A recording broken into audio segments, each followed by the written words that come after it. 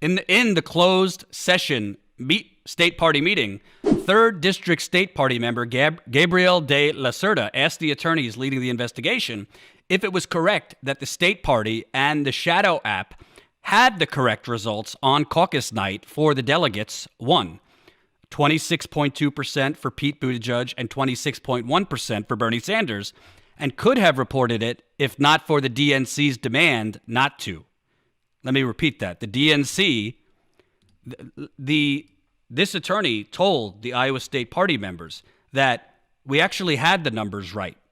We didn't have all of the numbers, but we had enough numbers to start reporting, and it showed a 0.1% difference between Buttigieg and Bernie. Essentially, it showed a complete tie.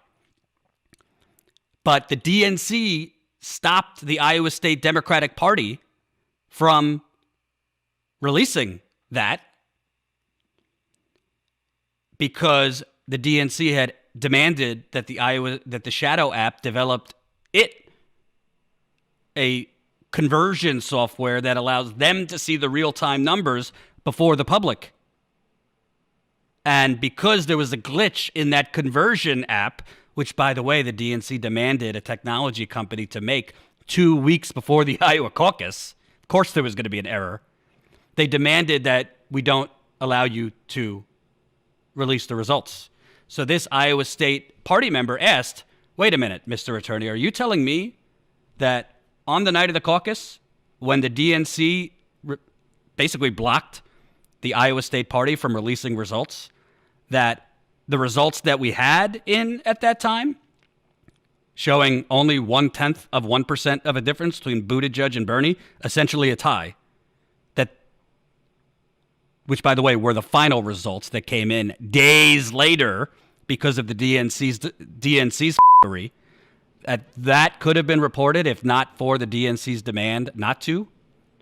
Part of the delay was related to the party's promise to, for the first time, release popular vote totals, which proved more difficult than tabulating delegates. On election night, we knew it was going to be a 0.1% difference between pledged delegates won, de la Cerda, the state party member, said. Kleinfeld, the attorney who was investigating the caucus, conceded, yes, they were, in fact, the same as the results that were finally reported. So I want to explain to you, if you're not following, why that's important. Because I went to New Hampshire next after Iowa. So this delay that was forced by basically Tom Perez and the Democratic National Committee, the neutral Democratic National Committee, this delay allowed Pete Buttigieg, the audacity of this man, to go out on the night of the caucus when no results were released because the DNC stopped the Iowa State Party from releasing results, allowed Pete Buttigieg to go out and essentially declare victory. You remember that audacious, arrogant speech? Tonight we've made history and we are victorious. Onward to New Hampshire. And frankly, Bernie's campaign, once again, like they were in 2016, for the New York election fraud, the New York primary fraud, and this time, were caught flat-footed. I'm a journalist. I ain't a political pundit. But Bernie's campaign basically said, we won more votes. We won the popular vote. We're on to New Hampshire. Without actually challenging Buttigieg's narrative that he won. Without actually saying, this is fraudulent. He didn't win. We don't even know the results. Let me tell you something. If that was a Republican, if this was the Republican primary, and that was Trump, I don't know, the Republican version of Pete Buttigieg coming out and doing that when there was a delay in the vote, Donald Trump would be in court in 5 minutes, and he'd be right. He'd be right to do that. Not only did this delay, because if Iowa would have reported the results that night, the results that this attorney just revealed to state party members in a private meeting, we had the final results. We had them on the night of the Iowa caucus, but Tom Perez made us not report it. That's essentially what he said. two things would have happened. A, Pete Buttigieg doesn't get to go out and declare victory because it's essentially a tie. Yeah, the media would have said, oh, Pete Buttigieg outperformed. They would have made a narrative, Bernie should have won. But there wouldn't have been a narrative that Pete Buttigieg, won the Iowa caucus, which helped Pete Buttigieg get a 10 percentage point bump. A 10 percentage point bump Pete Buttigieg got in 8 days before the New Hampshire primary, which allowed Pete Buttigieg to eat into Bernie's New Hampshire lead, and Pete Buttigieg only lost to Bernie by a point, which the media, of course, declared Pete Buttigieg essentially the winner of the New Hampshire primary, and also were, drooling that Amy Klobuchar came in a strong third. So all of this is connected. Of course, we could say shoulda, coulda, woulda, all those things. But what we can for sure say is the DNC meddled. The DNC sowed chaos, and I wonder why. Let me read you more of this because it gets worse, if you could believe it. The DNC, of course, gave some cockamamie statement to Politico. They didn't respond to me, evaluating on why they wouldn't cooperate with the investigation. Evaluating the nominating process always happens following the election so that the DNC staff can remain focused on winning the general election. And this cycle, that work helped contribute to President-elect Biden's historic victory. Oh, thank you so much. The DNC mandated several-day delay in reporting results led Buttigieg to infamously declare victory without any actual results released, with the Sanders campaign claiming its internal results showed it had won the popular vote. The mainstream media elevated the former South Bend, Indiana mayor's victory narrative, boosting him in the polls for the New Hampshire primary set 8 days after the Iowa caucus. Quote, "This whole thing didn't feel right. The whole DNC intrusion into the Iowa process didn't feel right." James Zogby, a 28-year DNC member who supported Bernie Sanders' candidacy, told The Intercept.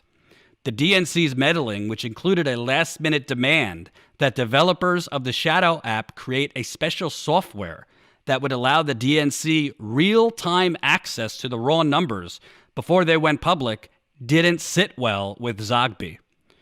Quote, "Why would the DNC need to see that?" Talking about the raw numbers. Why wouldn't you trust the state party to make the determination? So I want to circle back to this point because I think it's very important. Why would the neutral Democratic National Committee demand that an app or a software, by the way, 2 weeks before the Iowa caucus, demand that a software be developed to convert the Shadow app's raw numbers that they're going to get on caucus night, convert it in a way that the DNC's tech system could read? Why would the DNC demand the raw numbers? Because I've spoken with, for this story, I spoke with a few people who have been in politics for a long time.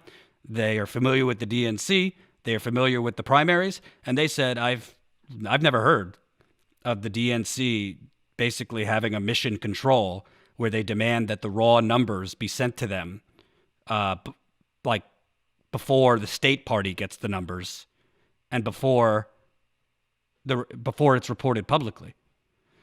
If you follow history, do you know who else wants access to raw election results as they're coming in? The mafia. Mexican drug cartels. Why did the DNC need the access? By the way, the DNC, great point, Eric, a private corporation. They don't have any government regulations. It's a private corporation. Why did the DNC mandate that you must show us the results before we report it to the public? Let's also add in here, not mentioned in this story, but I think important. There was another significant cluster / head scratcher where the Des Moines Register, which is, the most, beloved, credible poll, maybe in all of politics, all CNN, MSNBC, New York Times, they all follow leading up to Iowa, the Des Moines Register poll. The Saturday before the caucus, they all sit there like, nerds waiting for the final Des Moines Register poll. But inexplicably, in 2020, as polls leading into Iowa were showing, that Democratic socialist Bernie Sanders leading, heading into the polls in Iowa. Kind of important, whoever wins the Iowa caucus. Not always the case that the winner of the Iowa caucus wins the nomination, but often the case that the winner of the Iowa caucus wins. Obama and others. It also, the winner of the Iowa caucus, you get a lot of momentum, fundraising, media attention.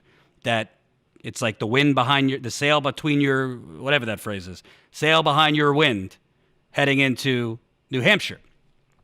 But inexplicably, the Saturday before the caucus, the Des Moines Register didn't release its final poll. Remember that? Because Pete Buttigieg's campaign complained because one voter said that when they were polled, they weren't given Pete Buttigieg as an option. I don't know. Imagine if you're a Bernie voter and you called the Des Moines Register to complain that you were polled by the Des Moines Register and they didn't give Bernie as an option. You think they'd spike the poll? And when that poll was leaked, the one that the Des Moines Register wouldn't release, what would you know? Bernie Sanders was at 22% in the lead. Pete Buttigieg was in third place at 16%. That poll was suppressed by the Des Moines Register. And then on caucus night, we have the DNC stopping the Iowa State Party from reporting the results that essentially showed a tie between Buttigieg and Bernie.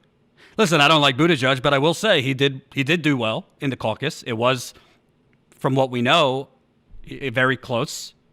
I wish Bernie would have won by more, but that's not the point. It's about the narrative that was allowed to sink in, that because of this delay that was created by Tom Perez and the DNC, it allowed a narrative that helped Pete come in a close second in New Hampshire, that Pete Buttigieg won the Iowa caucus when that was not the reality.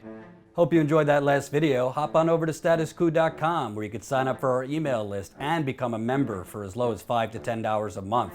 Membership is how we grow. That's statuscoup.com/join. And remember, join our email list so we can grow the revolution with you.